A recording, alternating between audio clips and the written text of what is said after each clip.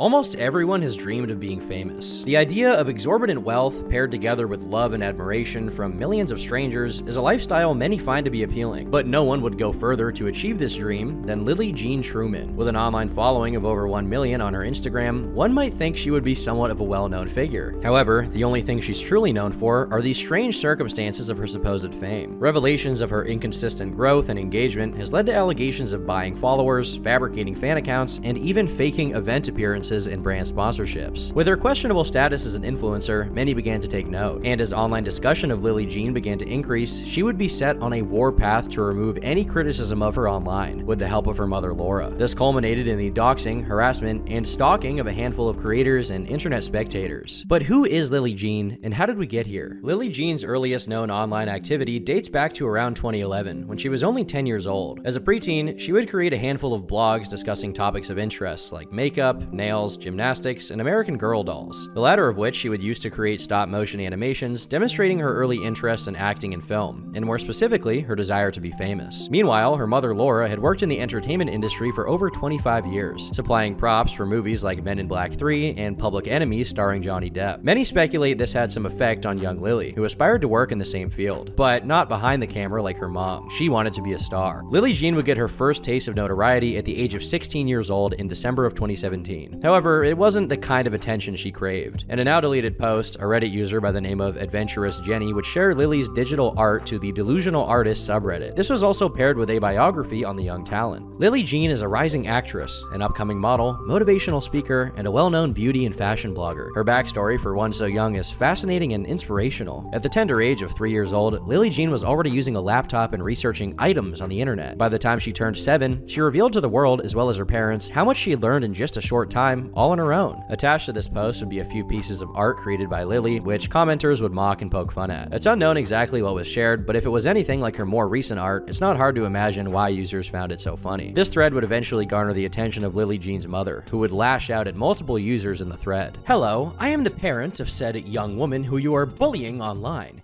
It is inappropriate and will be dealt with accordingly. I am very glad that you think it's funny to make fun of a 16-year-old woman online who is quite lovely. Uncomfortable to look at? I think your style of writing is uncomfortable to look at, and I will be reporting this post. Subsequently, please be advised, if you ever troll my minor daughter's profile again, I will track down who is writing this information and report you to the police in your communities. Cyberbullying is a crime." That is right. I am posting because guess what? I can, with my hashtag Twitter army and my hashtag Facebook following, and Lillie's combined 200,000 followers, which took 2 years for her to grow. You are absolutely right. Would have been better to pick on somebody that was not as well known. One of her fans alerted her to this thread. "Who do you think you're talking to? You're done. Period. I will ensure that by today's close of the day, we find out who you are. Got it." Her mother's intervention would only cause the situation to escalate further, resulting in a spat between her and multiple users on Twitter and Facebook. While there are almost no archives of the social media posts available, one of Laura's Facebook posts was uncovered. "Dear @Reddit, I will be putting a formal claim into the Attorney General's CA office today regarding your disgusting service or lack thereof. You have PDF files on your site, some of whom are moderators. I will not allow anyone to threaten my daughter's safety ever. Duly warned,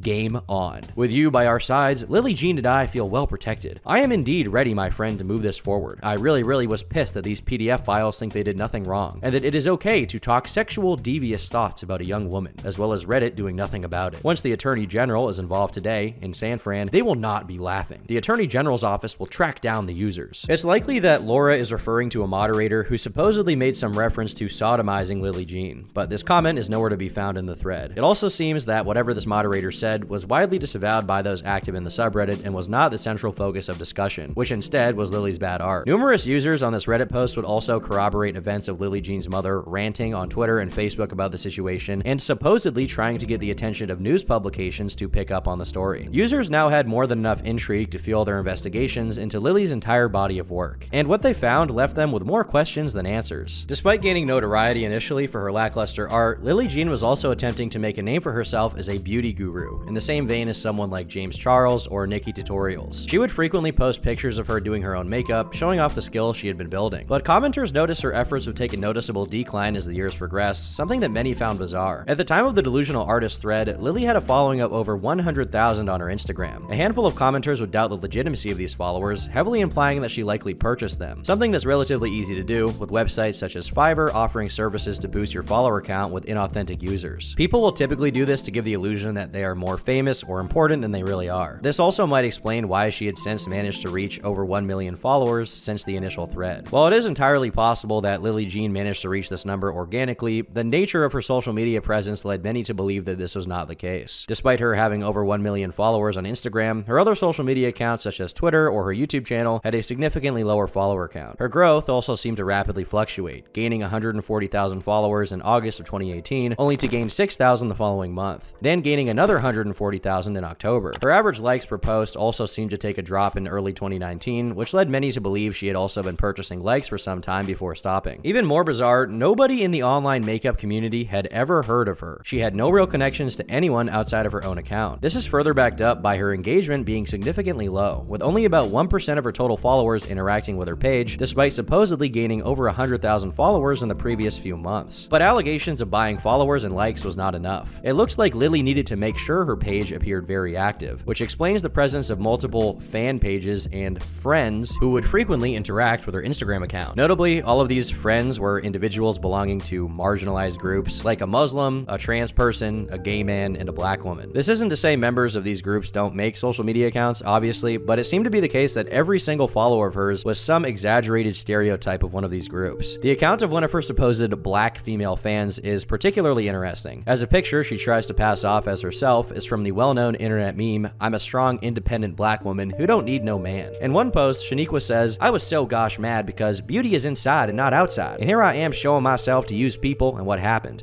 I gets called fat. Black snot rag, N-word factory. Well, I was so pizzled, but it actually has not bad ending." It was obvious to onlookers that nobody actually speaks like Shaniqua spoke here, and these are obviously not real people. This begs the question, who would create fake accounts to constantly interact with Lillie Jean other than Lillie herself? Lillie Jean at one point would even comment on the claim that her friends were fake, stating the following: "I have no control over the accounts people make. I have no control over you guys even commenting hate, but my control is blocking." I love that button. But just when you think her online presence can't get any stranger, it does. Not only were there allegations of faking followers, likes, and even friends, but Lillie Jean would definitively go as far as to fabricate event appearances and brand deals. These would be done to give the illusion that she was more famous and well-connected than she really was. One great example of this is her photoshopping herself at the Met Gala over a picture of Katy Perry. With the inconsistent metrics of her posts, her bogus brand deals and event appearances, lackluster makeup skills, bizarre social media musings, and her army of fake fans constantly interacting with her, many were led to believe that her entire internet presence was a complete hoax. But in a sense, Lillie had got what she finally wanted: attention. But this desired fame was now becoming more akin to infamy. And Jean's efforts at becoming a beauty guru would not be her only venture. The biography posted to her website states that she is an actress, filmmaker, writer, and director, best known for her award-winning celebrity talk show, Lillie Jean Talks. Now, this talk show is just a podcast uploaded to her YouTube channel, which has received an overwhelming negative reception. It also appears that the reviews for this podcast have been manipulated in some way, considering that despite its 1-star rating, it has over 800 10-star reviews. And as far as this being an award-winning talk show, the award in question is simply a Best Web Series of the Month, distributed by the Gothamite Monthly Film Awards, which is an extremely niche film festival that I doubt anyone watching has heard of. As for her supposed acting, writing, and directing, these are not things Lillie appears to have done professionally. According to her website, Lillie has acted in 6 films, in which she plays the lead. These films are notably short and low production. They typically feature Lillie herself, and sometimes one other person, and oftentimes that person is not even in the same room or speaking the same language, and it's hard to tell if they even know what's going on. My husband!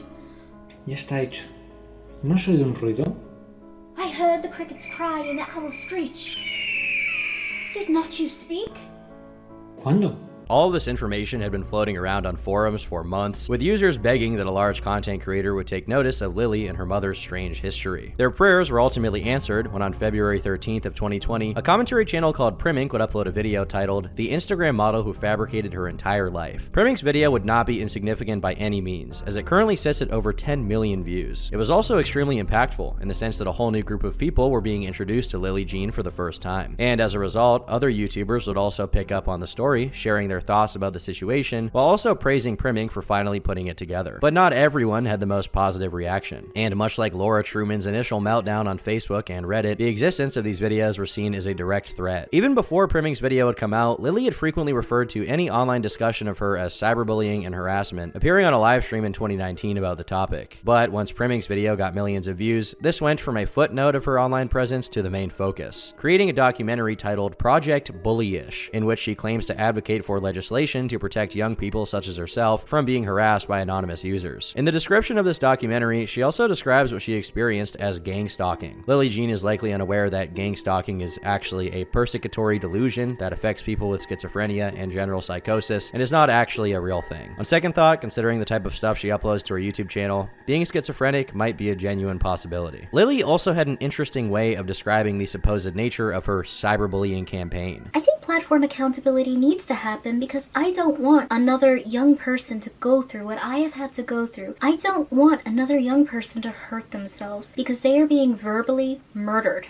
online by people who have no soul. Because the word cyberbullying is not even the word anymore. It's online verbal murdering that is occurring to people. She constantly refers to her experiences happening when she was just a minor, even though the only thing that happened when she was under the age of 18 was the initial delusional artist subreddit post. This situation was an isolated incident, and she was a full-on legal adult by the time a majority of her controversies initially cropped up. Controversies which were not fueled by harassment and hatred, but were instead questioning her fake career. On top of this, Lillie frequently referred to herself as being a Jewish woman, claiming that the harassment she receives is actually fueled by anti-Semitism. While there's no doubt that random users may make genuinely hateful remarks, to conflate this with the broader analysis of her phony career is a clear deflection. But even with that, could it be said that the Truman family's intentions were still good? Simply a mother trying to protect her daughter from mean comments online? Maybe at one point that could have been said. Unfortunately for the duo, all of these are simply false justifications used to excuse their unethical methods of seeking justice from their haters. Primink would receive a large amount of failed copyright claims from Lillie Jean over the coming years. He notes that the more these claims were shot down, the more intense future claims would become. Lillie Jean and her mother began submitting images used in Primink's video for official copyright protection with the US government so they could then use their supposed intellectual property to get the video removed. This would send Lillie's mother into a complete mental downward spiral. The user has violated my rights and is using my copyrighted photo on their cover. As the rights owner, I demand this to be removed immediately. This is not fair use. This is a violation. This is verbal What? As each false takedown request fell flat, Lillie Jean's efforts would become more and more intense. In one email, she alleges that Primink's Discord server is full of minors who are having inappropriate discussions with adults, a completely baseless allegation that she or anyone else have never substantiated. Much like her claims of supposed cyberbullying being verbal murder, Lillie Jean also seems to uncontrollably hyperbolize everything that happens to her by comparing it to acts of violence or assault. Notably, in this takedown request, Lillie Jean refers to Primink's channel as a content farm being run in Malaysia and the United Kingdom. This is a very unique choice of words, as most people who are familiar with actual content farms would not consider Primink's channel to be one. And there's also no proof that anything regarding his channel has anything to do with Malaysia or the UK. It seems that Lillie and her mother have decided to label it as a content farm in order to discredit it, as if Primink was not even a real person, but instead some shadowy organization pushing out videos specifically designed to make Lillie's life worse. As delusional as that sounds, it's not nearly as strange as the next coincidence in our story. Suspiciously, a number of anonymous accounts with no connection to Lillie Jean somehow came to the same conclusion about Primink's channel at the same exact time. Keep in mind the Primink channel had never been referred to as a content farm by any large or small public figure on any site like Reddit or Kiwi Farms or 4chan, removing the possibility that these commenters naturally came together with the same conclusion. Primink was also able to find these accounts who negatively commented on his channel were frequently praising Lillie in her own comment section. Both of these factors made their authenticity questionable to say the least. When you add that they all use the same wording, speech patterns, and emojis despite supposedly being different people on different accounts who had never interacted with each other, it becomes more obvious that something fishy is going on. The emails would stop altogether for some time. He thought he was in the clear. However, in early 2024, almost half a decade after his first video came out, Primink would receive another email from Lillie Jean containing his full name and address, neither of which were public record. This email documents a long list of supposed harassment that Lillie Jean Jean claims Primink and her audience are responsible for. She states that she has developed PTSD from supposed hate crimes she experienced and that she can't even leave her own home without security present. All of these so-called traumatic experiences have culminated in Lillie Jean seeking therapy. She also mentions her father being permanently disabled